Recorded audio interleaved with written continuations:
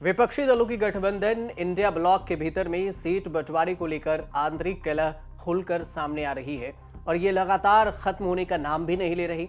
एक तरफ बिहार में नीतीश कुमार के बीच में आंतरिक कलह की बात सामने आ रही है, तो वहीं दूसरी तरफ ममता बनर्जी को लेकर पश्चिम बंगाल में सीट शेयरिंग के बंटवारे को लेकर ये कलह खत्म होने का नाम नहीं ले रहा। इस सब के बीच में टीएमसी प्रमुख ममता बनर्जी ने एक बार फिर से साफ कर दिया है कि वो पश्चिम बंगाल में अपने गढ़ को ना कमजोर होने देना चाहती है और ना किसी दूसरे दल को अपना वोट बैंक ट्रांसफर करवाने के मूड में है। यही वजह है कि ममता बनर्जी ने 22 जनवरी को इंडिया अलायंस के सहयोगी कांग्रेस और वाम मोर्चा को नसीहत देते हुए एक बयान दे दी। उन्होंने इतना ही नहीं, अपना बयान ही नहीं दिया बल्कि यह भी कहा कि इसके साथ ही दोनों दलों में यह आईना दिखाने का भी काम है। 22 जनवरी को ममता बनर्जी ने कांग्रेस के सामने सीट शेयरिंग का नया फॉर्मूला रख दिया। ममता बनर्जी ने बीजेपी को मात देने के लिए खास इलाकों में स्थानीय पार्टी को कमान दिए जाने की वकालत भी कर दी। ममता बनर्जी ने एक सुझाव दिया जिसमें उन्होंने कहा कि कांग्रेस चाहे तो अपने दम पर 300 लोकसभा सीट पर चुनाव लड़ सकती है। हालांकि राजनीतिक तौर पर देखा जाए तो ममता का प्रस्ताव शर्त इतनी आसान नहीं है, क्योंकि कांग्रेस अगर अकेले ही लड़ती चुनाव तो फिर इंडिया गठबंधन की जरूरत ही क्यों पड़ती। दरअसल पश्चिम बंगाल में सीट शेयरिंग पर पेंच फंसा हुआ है।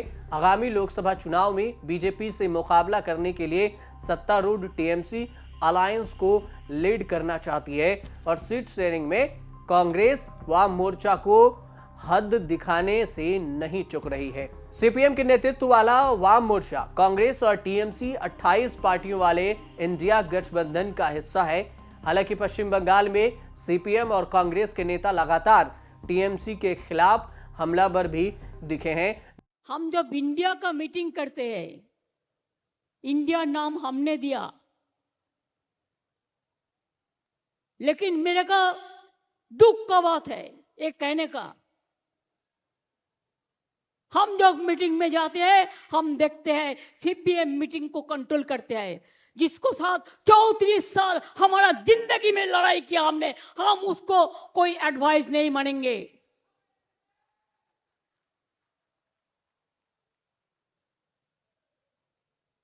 हमको बहुत असम्मान मिलते हैं, लेकिन तब भी जितना लीडर है रीजनल पार्टी को, मैंने क्या बोला, रीजनल पार्टी को इलेक्शन रीजनल पार्टी को ऊपर छोड़ दो, जो रीजनल पार्टी स्ट्रांग है, और 300 सीट में आप अकेला लड़ो, हम मदद कर देगा, हम आपका कोई सीट में हम नहीं लड़ेंगे। वो लोग क्या कहते हैं, हमको जो मर्जी हो हम करेंगे। एक बात याद रखना, बीजेपी को मदद मत करो।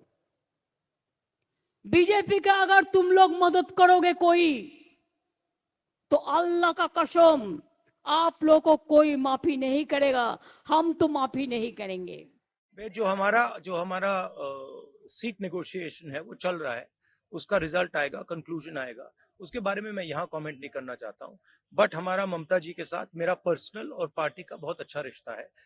हाँ, थोड़ा थोड़ा होता रहता है, कभी कोई उनका कोई बोल देता है, हमारा कोई बोल देता है। These are natural things, these are not things that are going to disrupt anything. जिसमें अधीर रंजन चौधरी भी शामिल है। ममता बनर्जी के खिलाफ अधीर रंजन चौधरी भी बयान देते अक्सर नजर आए।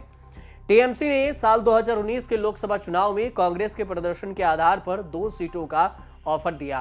कांग्रेस को यह प्रस्ताव नागवार गुजरा और दोनों पार्टियों के बीच में तनाव बढ़ गया। यानी टीएमसी कहती है कांग्रेस पार्टी से कि बंगाल में सिर्फ आप 2 सीटों पर चुनाव लड़िए, जिस पर आपने 2009 में जीत हासिल की थी, बाकी पर हम चुनाव लड़ेंगे। कांग्रेस के प्रदेश अध्यक्ष अधीर रंजन चौधरी सीधे टीएमसी प्रमुख ममता बनर्जी को निशाने पर ले रहे हैं। उन्होंने कई बार बयान दिया और जिसमें कहा था कि वो टीएमसी में सीटों की भीख नहीं मांगेंगे। ममता बनर्जी की दया से हम लोग नहीं चुनाव लड़ेंगे और लड़ने के नहीं चाहते। कांग्रेस पार्टी अपनी ताकत पर चुनाव लड़ना जानते हैं। जो 2 सीटें हमारा कब्जे में है वो बीजेपी पार्टी और ममता बनर्जी को हरा के हम लोग कब्जे में लाए हैं। ममता बनर्जी की दया दुरज पे कांग्रेस पार्टी अपना राजनीति नहीं करते, कभी नहीं किए थे, आज भी नहीं करते। बदले में कांग्रेस पार्टी की दया से और मदद से 2011 साल में ममता बनर्जी खुद सत्य पे आई थी। ये बात मान के चलिए, ममता बनर्जी एक अवसरवादी नेत्री की नाम है। इंडिया अलायंस में हर किसी को अपनी बात कहने का, रखने का अधिकार है। ममता बनर्जी जी ने भी अपनी बात को कहा है। हमारे नेता नीतीश कुमार जी ने हमेशा इस बारे में कहा है कि इंडिया अलायंस के अंदर जल्द से जल्द सीटों का बंटवारा होकर समन्वय स्थापित कर चुनाव लड़ा जाना चाहिए, ताकि मजबूती से भारतीय जनता पार्टी के नेतृत्व में एनडीए को परास्त किया जा सके।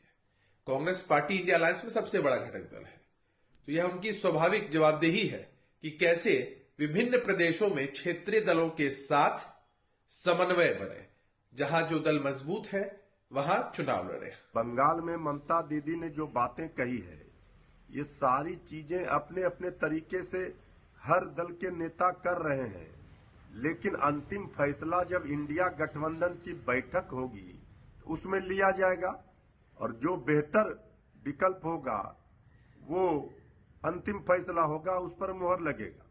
तो ममता दीदी जो बातें कह रही है बंगाल में, वो किस तरह से भाजपा का सफाया हो, इसको लेकर चिंतित है। पिछले नतीजों की अगर बात करें कि उस आधार को ममता बनर्जी बना रही है जिस पे पिछले बार कांग्रेस ने जीती थी, तो 2019 के चुनाव में टीएमसी को 22 सीटें मिली थी, जबकि कांग्रेस ने सिर्फ 2 सीटें जीती थी। बीजेपी ने राज्य में 18 सीटें हासिल की थी। उसके बाद विधानसभा चुनाव में भी टीएमसी ने जबरदस्त जीत दर्ज की थी और बीजेपी को हराया था। इन दोनों चुनाव के नतीजों के आधार पर ममता बनर्जी अलायंस से सीट शेयरिंग का फार्मूला निकालने की बात पर जोर दे रही है और कह रही है कि कांग्रेस सिर्फ 2 सीटों पर बंगाल में लड़े। और इस सब के अलावा जो हाल ही में ममता बनर्जी की नाराजगी तब बाहर आई जब उन्होंने इंडिया ब्लॉक की वर्चुअली मीटिंग से दूर रहने का फैसला कर लिया।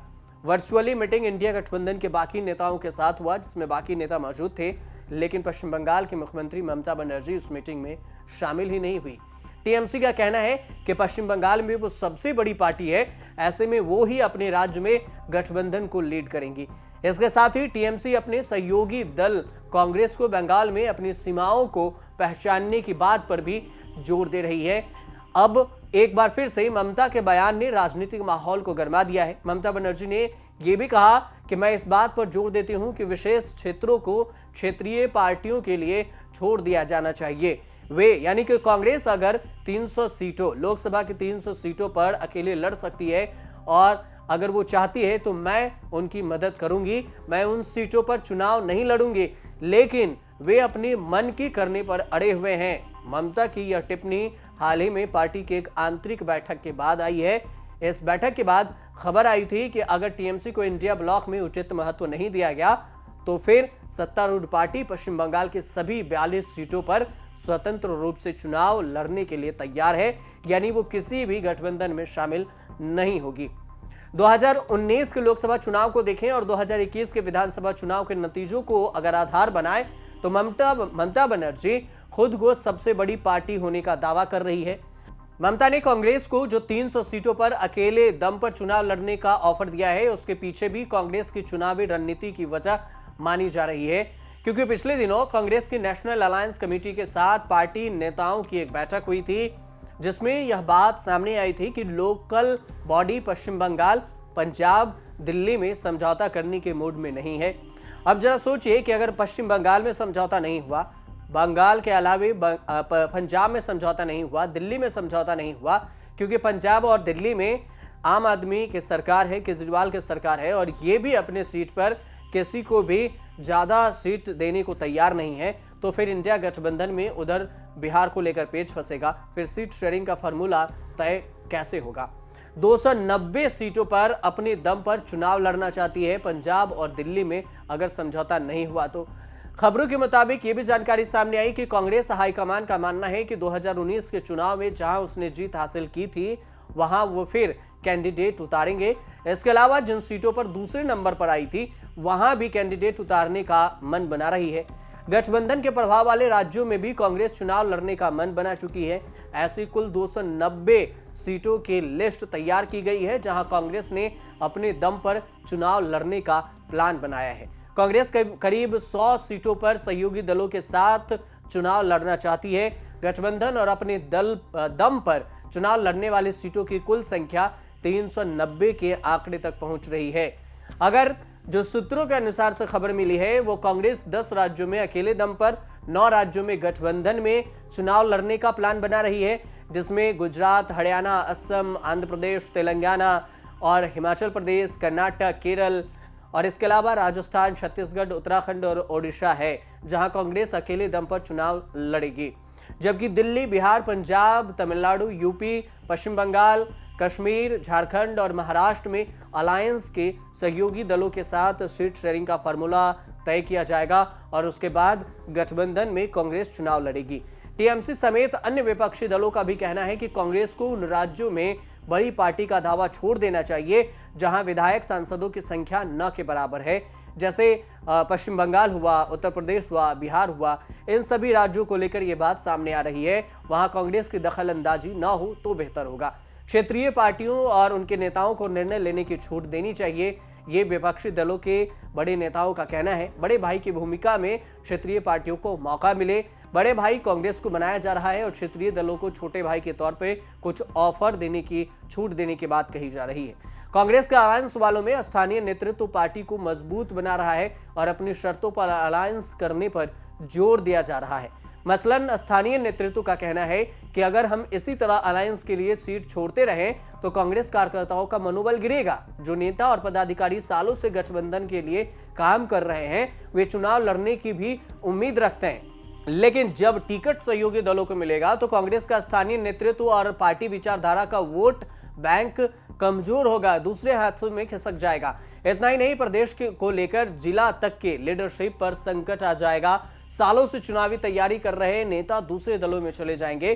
तो इधर ममता बनर्जी के कुछ टिप्पणियां भी है कांग्रेस और सीपीआईएम दोनों को लेकर। पश्चिम बंगाल में कहा जा रहा है, जैसे अधीर रंजन चौधरी ने ममता बनर्जी के खिलाफ कहा है कि हम टीएमसी नेतृत्व की सोच और इच्छा पर टिप्पणी नहीं करना चाहते, जो उन्हें अच्छा लगता है वो करने दे। सीपीआईएम के सेंट्रल कमेटी के मेंबर सुजन चक्रवर्ती ने यह आरोप लगाया कि ये जो बात कही गई वो निराधार है।